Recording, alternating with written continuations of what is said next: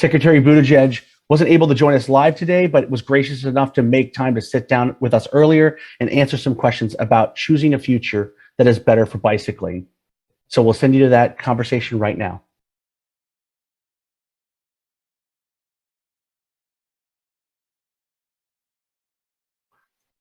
Well, it's so great to have you back, Secretary Buttigieg. Thank you for joining us at the National Bike Summit once again for this one-on-one bike side chat.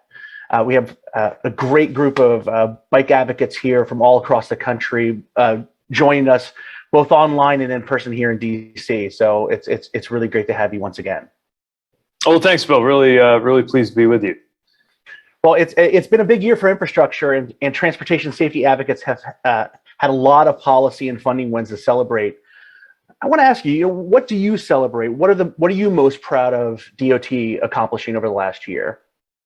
Look, we're at the outset of an infrastructure decade, and after years and years of hoping and not quite seeing it come together, now it's happened. The president's bipartisan infrastructure law makes things possible that just weren't before.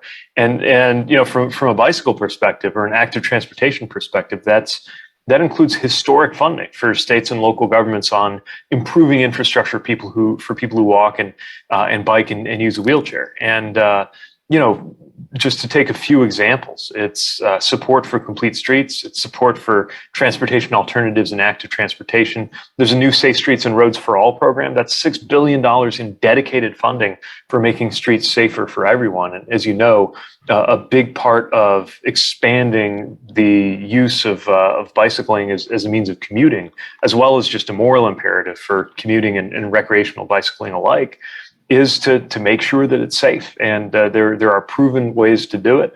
Often those don't get deployed as much as they could be for lack of funding. We are now in a position to bring that to so many more communities. So I'm proud of what we were able to do to put ourselves in position. But now, as I often say, the hard part is over, and now the really hard part is upon us, because the bill may be signed, but the work in so many ways is just beginning. Yeah, absolutely.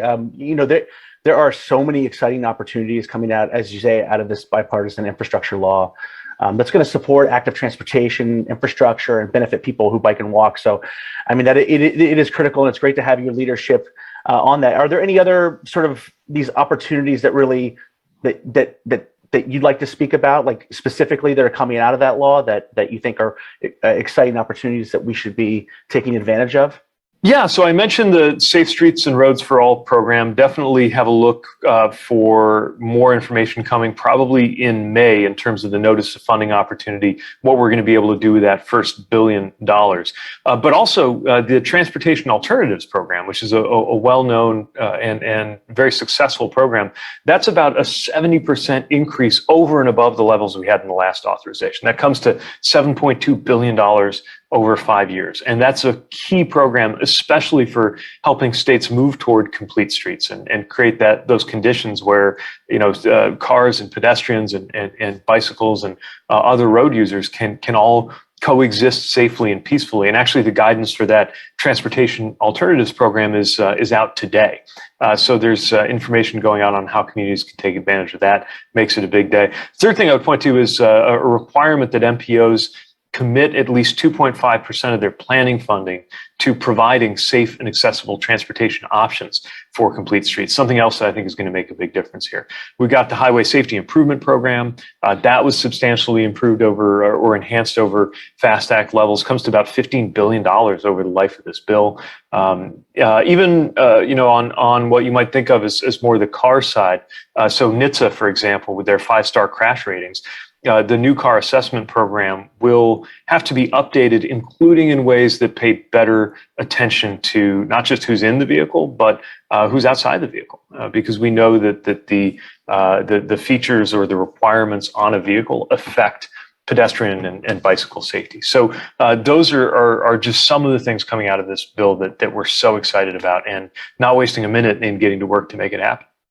Oh, that's great to hear, and to hear about NCAP, those improvements as well. Thanks for all of your work on these things, and the implementation side of it is critical. Obviously, one of the biggest hurdles that local governments, who want to use federal money for bicycling walking projects, is the permitting process, which is of course, it's important to protect the environment and historical sites, but it's also important to get these projects on the ground quickly so that we can deliver, so that you can deliver on the administration's climate goals, and we can get the streets that we need, people need.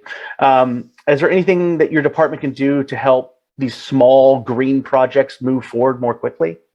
Yeah, this is very close to my heart because I was mayor of a city that was trying to do a lot of good things and sometimes found it challenging to navigate federal processes. So we're working to find ways to simplify and make these processes more user-friendly, combining different grant programs and funding opportunities so they're easier to access, working through technical assistance to try to help make these permitting processes as easy to navigate as possible. And with Safe Streets and Roads for All, we'll be able to provide funding directly to local governments. So I know another issue that can add complexity here is the layers of state, federal, local. A lot of our funding, of course, by formula goes out through our state partners, but we want to make sure there's a direct line in for cities, towns, counties trying to do good things too. And whether we're talking about our discretionary grants, many of which have been able to go to things that are bike friendly, or something like Safe Streets and Roads for All. I think that's a real venue for us to improve our ability to support those local projects, and no community should feel too small to take advantage of these federal resources. Thank you. So congratulations to the department for adopting the safe system approach. We're very excited to see that as central, and the goal of zero roadway fatalities for the country as part of the national roadway safety strategy. At the same time, we're seeing a startling rise in the fatalities of people who bike and walk on our streets. So how is this safety strategy going to help address this urgent issue? So it starts with a culture change, just a recognition that we can't tolerate this level of death on our roadways as a natural thing. And I think we've kind of been socialized into thinking that it's just inevitable. But if you look at the numbers, they are shocking, and it doesn't have to be this way. There are different countries around the world. There are different parts of the United States that do much better than the totals and the averages that we're seeing. And we have to take action. So the idea of the safe systems approach is to look at every part of this, to have safer vehicles, safer speeds, safer roads, safer drivers, and better post-crash care so that we can address this. It's an equity concern. These deaths are not spread evenly. It's a question of how we can move into the future in a way that gives us confidence in getting to where you need to be. One thing I've been thinking about a lot, as we have been closely monitoring and very concerned, of course, with the aftermath of this air crash in China, which has rightly gotten a lot of attention, is that that's roughly the number of fatalities we experience every single day on our roadways. And if we experience those losses on airlines, the country would be up in arms. We should be up in arms about this. And getting that right is something that again, we have proven safety countermeasures that can make a difference. But what I love about the roadway safety strategy is it's a call to action, recognizing that it's going to take everybody, state, local, community, advocacy, industry efforts, but also that we as a federal government are coming to this conversation, not just with instructions on what we think other people should do, but with funding to help make these things happen. Yeah, that's excellent. And thank you for making those points. You're right. We wouldn't accept those losses like with the airline crash. I think that's a really great point, and thank you for making it.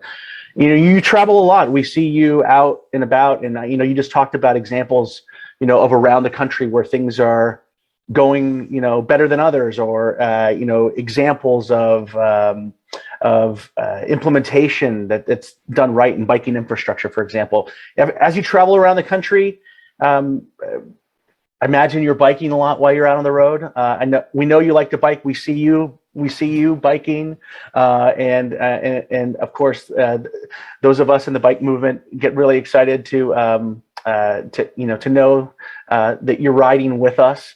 So when you're out riding, I'm imagining you're out riding when you're out and visiting places. Is there anything that you've seen with bike infrastructure that you'd love to see more cities adopt around the country?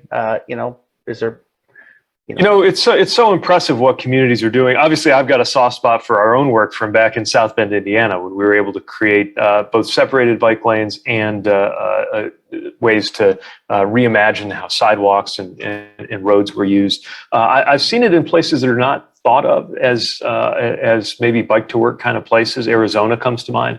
Really impressive what they've done in parts of the Phoenix area. I've seen a lot of work going on to integrate bicycles and transit, which is really smart, especially because a challenge for transit is often the last mile. So we have kind of a built-in solution if we make it easy to bring your bike. I've seen things in Michigan, which Traverse City, which I'm coming to call home when I'm not here in DC. So again, hilly places and cold places can do it too, and I think that's really important to see. But look, a lot of my experiences on two wheels these days are right here in the DC area, and the commitment here where they've I think just completed their 100th mile in that ambition that the department has, the DC department has, of connecting up 100 miles of bike paths with a key part of it literally right outside my window here at DOT. Protected bike lanes or separated lanes going down 15th Street as you pass some of our most visible national monuments, connecting you into this magnificent trail system that exists on the Virginia and Maryland side, and making it functional and safe in a way, again, that helps, I think, bridge the recreational and the commuter opportunities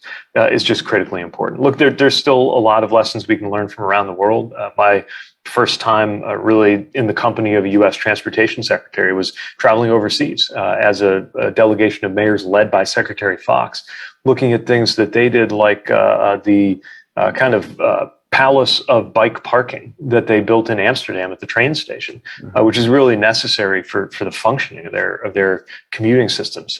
And that finding that we learned has been true in a lot of cities around the world, that once you boost bicycle commuting over about 2%, there's a tipping point when it comes to safety, because everybody knows to look out for bicycles.